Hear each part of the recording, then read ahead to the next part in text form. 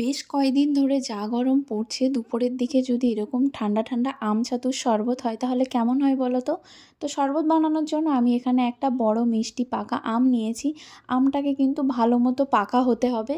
তো আমি এখানে ৪ গ্লাস শরবত বানাবো, তার জন্য মনে হয়েছে যে একটা আম হলেই হয়ে যাবে।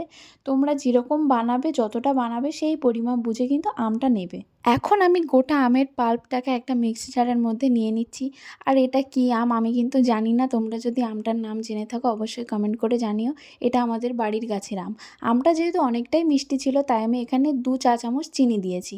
আমটাকে ভালো করে পেস্ট করে নিয়েছি। এবার একটা মশলা বানিয়ে নেব, তার জন্য নিয়ে নিচ্ছি বেশ কিছুটা পরিমাণে জিরা, কিছুটা গোলমরিচ, মৌরি, নুন আর বিট নুন, আর দিয়ে দিচ্ছি একটা শুকনো লঙ্কা। এগুলোকে ড্রাই রোস্ট করে নিয়েছি ভালো মতো। এখন নামিয়ে ঠান্ডা করে নিয়ে গুঁড়ো করে নিতে হবে। এবার একটা বড় বোল নিয়েছি, তার মধ্যে ঠান্ডা পানি দিয়েছি আর দিয়েছি বেশ কিছুটা আইস কিউব। এবার ওর মধ্যে দিয়ে দিচ্ছি ছাতু। আমি এখানে প্রতি গ্লাস পিছু আমি ২.৫ চামচ করে ছাতু নিয়েছি, যেহেতু আমি ৪ গ্লাস বানাবো তার জন্য ১০ চামচ ছাতু নিয়েছি। এবার আমের পাল্পটাকে দিয়ে দেবো, আর ওই ভাজা মশলা থেকে ২ চামচ ভাজা মশলা দিয়েছি, আর একটা লেবুর অর্ধেক লেবুর রস বের করে দিয়েছি, আর কিছুটা পুদিনা পাতা একটু থেঁতো করে দিয়ে দেবো। আমার এই পুদিনা পাতার ফ্লেভারটা যে কি ভীষণ ভালো লাগে কি বলবো তোমাদের। এরপর একটা হ্যান্ড উইস্কের সাহায্যে সবটা ভালোভাবে মিশিয়ে নিলাম। যদি মনে হয় যে শরবতটা একটু বেশি ঘন হয়ে গেছে তো এখানে কিন্তু আবারও একটু পানি অ্যাড করতে পারো।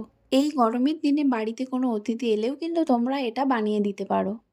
যতক্ষণ না খাবে দেখে কিন্তু কেউই বুঝতে পারবে না যে এটা আম ছাতুর শরবত।